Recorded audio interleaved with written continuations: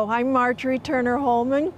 This is Finding Easy Walks Wherever You Are. Today, we're at the Blackstone Greenway in Blackstone, Massachusetts, and it's a 3.5 mile right now, handicapped accessible rail trail, walking path, at least 8 bridges in the first mile of this section. We're going to go look at a few of these bridges. We have Pam Johnson, publisher of the Bellingham Bulletin, with us today. Come along.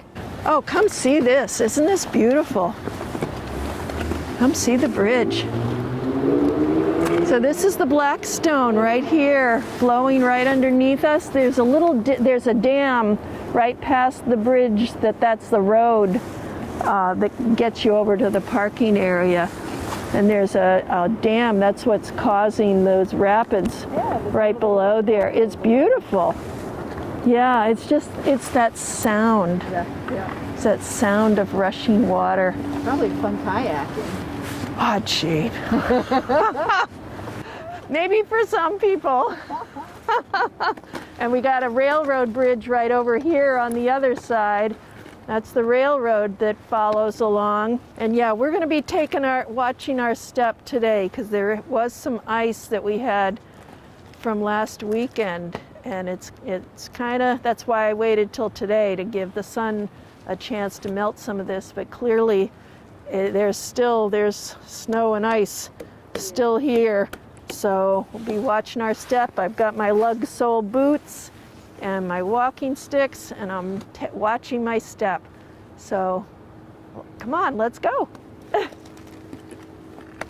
All right, I was telling Pam before we got started that I wouldn't even be doing any of these Easy Walks books if it hadn't been for the articles I first published in the Bellingham Bulletin. That was 2010, 2011. Oh my God. I know. Long ago? Yes. Wow. Yes, it was. And we got some nice responses, but what happened was I took those articles and put them up on my freelance writing website. And people started coming to my website asking, "Where's Joe's Rock?" Well, it's in Rentham. And it was one of the articles that I wrote for the Naturally New England column for the Bulletin. And I finally said, I think there's a need there. And I remember calling you and talking to you saying, I'm going to see if I can find enough trails to write a book. And your answer was, do you think there's enough? Well, 130 plus trails and 3 books later, and now I've just written this 4th book, Finding Easy Walks Wherever You Are, which is basically distilling all of the things that basically John, my husband, and I have done as we've traveled from coast to coast and to the Canadian Maritimes and to Ireland. We have found easy walks every place we've gone. Oh, that's really neat. Well, it's been a process to say, how did we do that? Yeah. And it really was kind of working backwards and saying what were the steps that we took and that we continue to take with the pandemic. Mm-hmm. The hardest parts has been avoiding crowds. Yeah. And we have been really hard put to do that. Good morning. Hi. And things for avoiding crowds, it's to go to the town-owned properties that people don't know as well. So we've been looking those up. And how do you find those? Town websites? Or? So, yeah, 10 years ago, a lot of those websites didn't exist. Yeah. And I would actually, at least for the work that I first started doing in the books, I would go to the town hall. Oh, okay. Or I would go to the conservation website. Library. And, well, I would call them Yeah. and just say, what properties do you have? Yep. And then they would kind of give me directions. and some of them were marked, lots of them weren't. And I worked with different towns to get signs up because I said, they're not going in the book. If they don't have some kind of a sign, to tell Well, you. it doesn't do any good to tell people about this great place if they can't find it. Exactly, There's no signage. exactly. So I've worked, including with Bellingham, to get signs up. High Street Trail, that was Sean Body that put up that kiosk Eagle with Scout his Eagle project, Scout yeah. project, and he also marked the trail, Ah, and he built that bridge. So he actually did 3 different Eagle Scout projects really? in one. Yes, it was really quite remarkable. So yeah, I worked with the town planning board to get those up and get the signs up so that people would have an idea where things are. And since then things have really taken on a lot more energy. With the SNET has gotten sections of it have gotten finished in Bellingham. This section this is actually the SNET and the Blackstone Greenway. They overlap. One is north-south, the other is east-west, but they're intersecting right now. The proposed final, we got lots more ice here.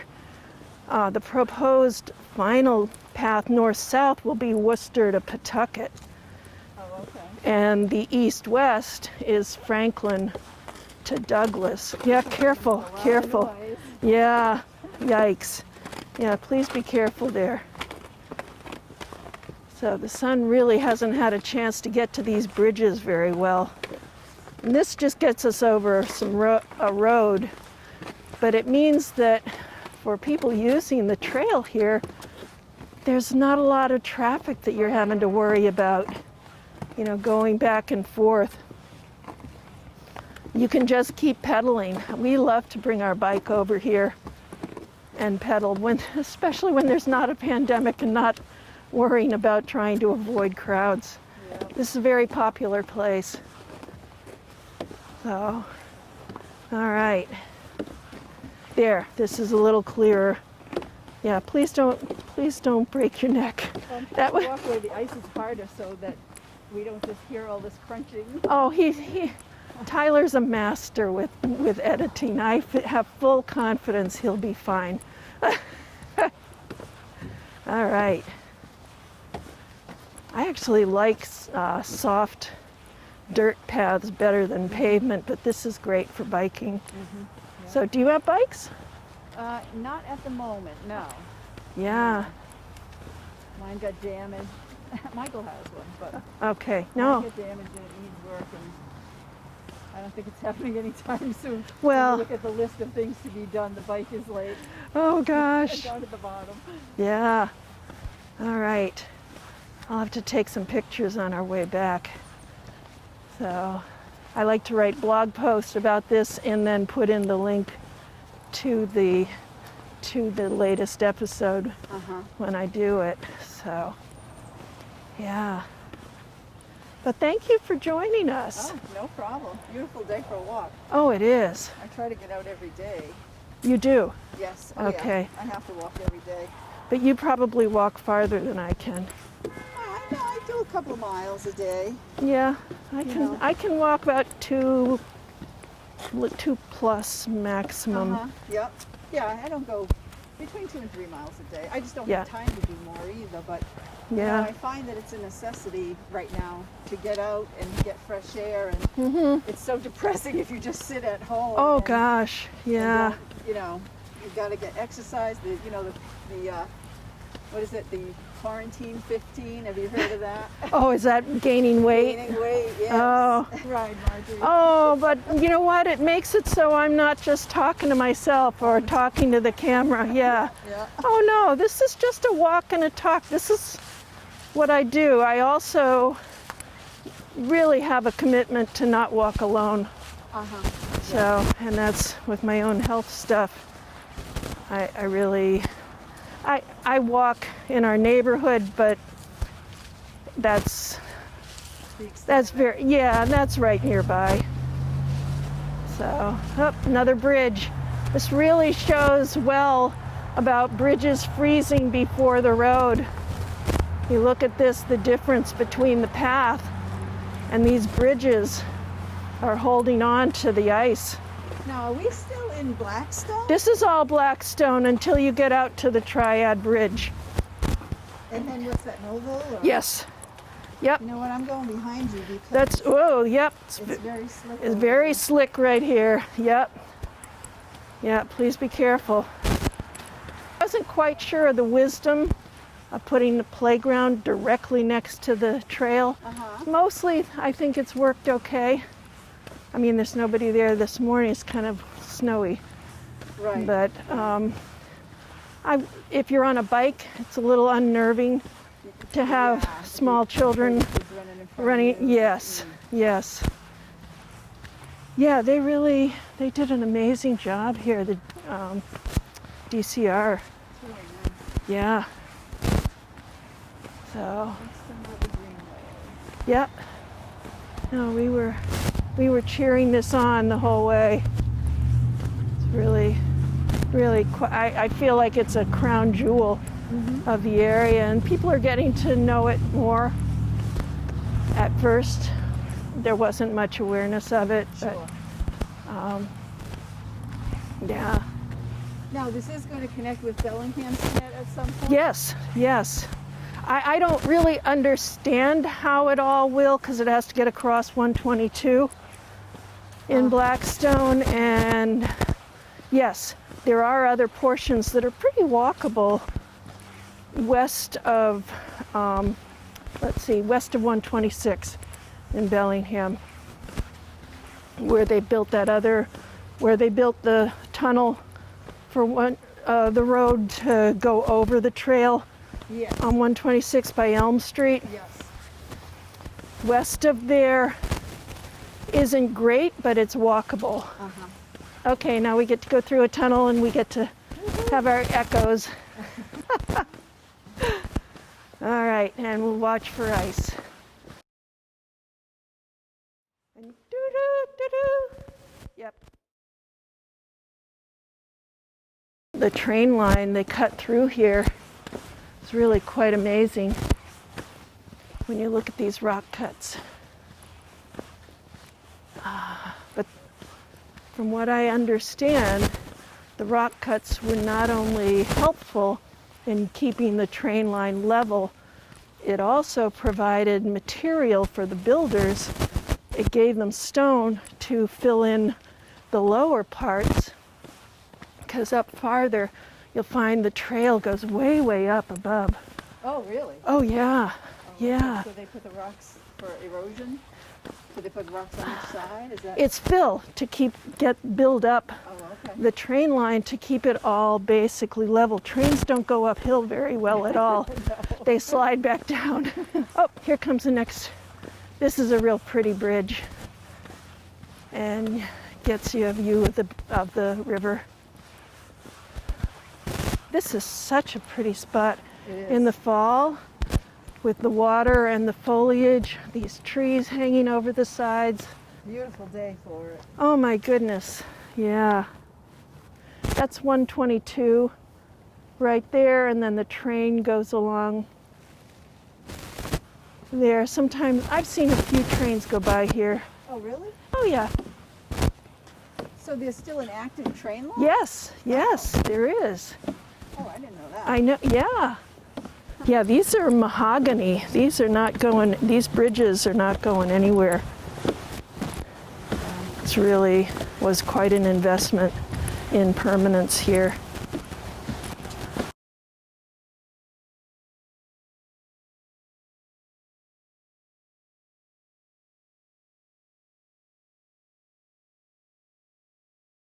Okay. And I don't know if you've ever been to the Millville Lock.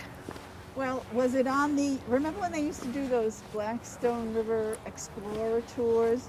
It was like a boat that you could Yes. sit Oh, like maybe okay. a dozen people or something, and it would take you Yeah. up and down a section of the river. We did that, and they pointed out numerous things. And I think one of them was the Millville Lock.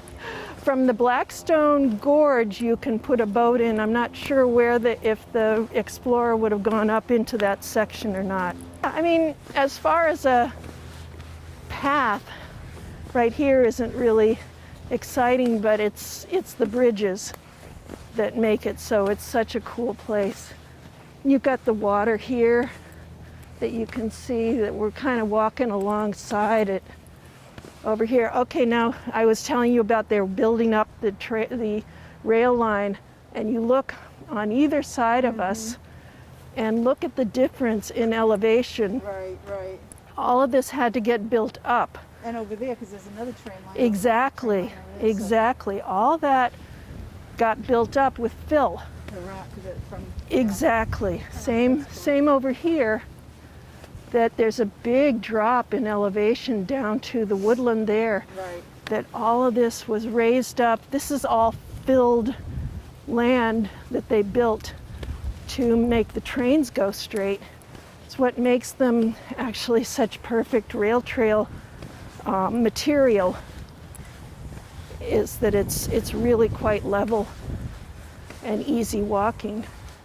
Truly handicapped accessible, because it's so level, and the curb cuts are there, the pavement is here. Yeah. The transitions with each of these bridges are really thoughtfully put together, so they lend themselves to handicapped accessibility.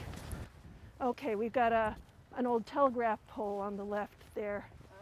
You see the glass insulators that people like to collect, the beautiful blue glass insulators would have been on each of those spindles. And then they would put the wires on top of the glass insulators, so the wires they kept conducting the signal across every one of those. So you'll see them along any kind of train line here. This one actually has 3 crossbars still there. Some of them are 5, some even up to 6. Oh, really? Oh, yeah. Yeah, because these were all, it depends on where they were, how many signals they were trying to carry. So, yeah, they're just reminders of how the land used to be used and how we used to communicate. The geese. Yeah. Oh, there's a big group of them. Swans. Yep, we got a pair of swans. We have some more birds. That looks like more geese. Yeah. And here we get some more view of the river. Yeah, the river just keeps going back. Meandering. It really does, which makes it very, very challenging for getting a rail line and then getting a rail trail Oh, sure. to get built. But oh boy, So they had to keep crossing back and forth over the river. they did, yes. So all those originally were rail bridges that had gotten abandoned, so they weren't safe to use. They had to get rebuilt. That was very thoughtful of the geese to fly right over. You know, I was just thinking, you don't have to go all that far from your house to see nature, you know, No, not at all. wildlife and Not at all. This is one of my favorite views, is right here looking down this way. Such a pretty view right here. Oh. This is where this trail crosses over the active rail line is right there. Actually we can see the active rail line is right there. And then it crosses the bridge, so they start stacking up. So the rail line, we actually go up, and that rail line goes down. So in the river, just on that side of here where the Triad Bridge is, you can see cement abutments. You know, it's really quite a remarkable. There's not many places in the whole country where 3 train lines would be stacked up, 1, 2, 3. All right, and we'll get you off this bridges freeze before the roadway. they do. Here you go. Here's evidence Yeah, right here. very true. Boy, these bridges are holding on to their ice. Where the pavement is all bare, it's fine. You know, Marjorie, the Naturally New England columns that you used to do were not the only thing that came in handy afterwards. You did all those one-on-one interviews with people about remembering Bellingham's Oh, history. yes. Oh, my goodness. We used those for the in the Bellingham 300th anniversary. Practically half that book was already written when we started working on it. It was, you're right. So, and those were all columns that I published in the Bellingham Bulletin. That's right. And so for a little bit of shameless self-promotion, let's just say that that's one of the things that hometown newspapers are unique for. Yes. Yeah. You don't get that kind of bird's eye view. I wouldn't be the writer I am without the patience that you have offered me over the years. Oh, I don't like to think about all the things. Marjorie, it's just who, what, where, when, and why. Just give me the facts. Well, it depends what you're writing about. And don't put a tuba right behind somebody's head and make it look like a tuba is growing out of their head. So watch your photography when There's always a learning curve. Was it 275th? At the 275th, they had a big ball. The first issue of the Bulletin came out that same weekend. Oh my goodness. And so we celebrated our 25th anniversary when the town was celebrating Right. And I its 300th. and I started writing for you about 1997. Okay, so That was when I first approached you and said, here's these little essays that I've been writing about I'm a adventures of my storyteller. kids. You said, I'm a storyteller, but I'd like to write for you. Difficult because everything is taking place on Zoom. So we can cover events, but it's not quite the same thing as being there. It's not. And we're publishing pictures of computer screens instead of, I think that's part of what I've been really grateful to Cable 8 for giving me this opportunity to come outside and to invite people outside with us to be able to enjoy the outdoors. Even if you don't feel like you can get out, it's still different being out and not just looking at a computer screen and saying, we'll tell you this, or here's the book. So do you usually mention to people like what they should bring, or is that a different episode? How they should dress? I talk about wearing orange, which I didn't today. This is a rail trail surrounded by houses, so I'm not going to worry. There shouldn't be any hunting going on around There better not be. Yeah. It probably is at some point, but I'm not going to worry about it today. And I more do that in my presentations that I do. I have a whole shtick about what you should bring, and about wearing boots with lug soles, wearing layers. What does layering mean for staying warm? And because, as the pandemic is not over and it's cold now, people are saying, am I stuck indoors? And the truth is you can still get outside. And I do still get outside, like today, and meet people. And so I talk about what's involved in wearing layers. And I think people are going to be glad for their face masks. They're going to find it out. Your nose warm. It does. One thing I like about this trail, and we did the one in Milford before. Yes. You see like towns from a whole different point of view. Absolutely. Yep. Very much so. For example, I didn't even know that business over there. I've never even heard of that. Oh, really? Okay. Yeah. I guess it's an ice cream place, right? Yes, it's an ice cream place now. I've never even heard of it. I think it's a little general store, and they sell ice cream in the summer. They got a little window there. Spot for it with a playground right It's there. perfect. It's perfect. Yeah, they're not open for ice cream right now. Right. But in the summer, it's actually quite busy, and people from the trail, there's an entrance right there, and they can just go right over and get ice cream and keep walking.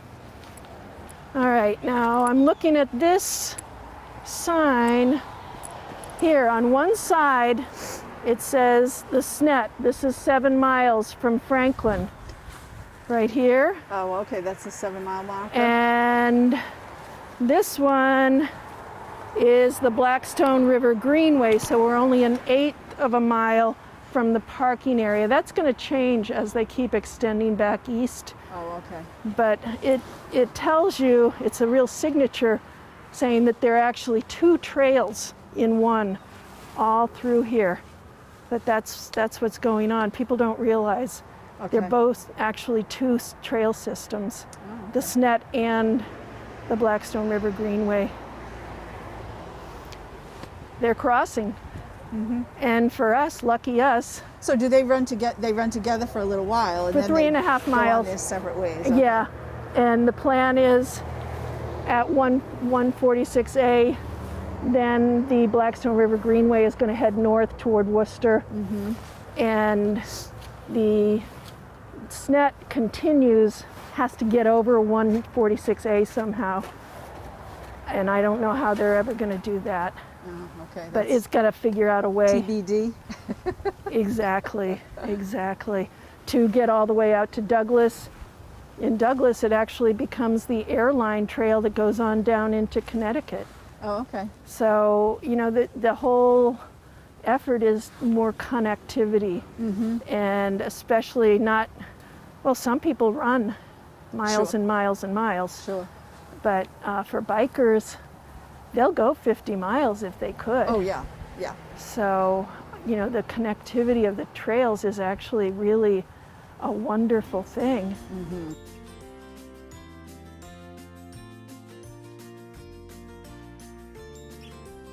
At the Blackstone River Greenway in Blackstone, Massachusetts today, we at least 8 bridges in 1 mile. We've been enjoying the wildlife, remembering all sorts of things with Pam Johnson, publisher of the Bellingham Bulletin. And we'll see you next time. I'm Marjorie Turner Hollman. This is Finding Easy Walks, wherever you are.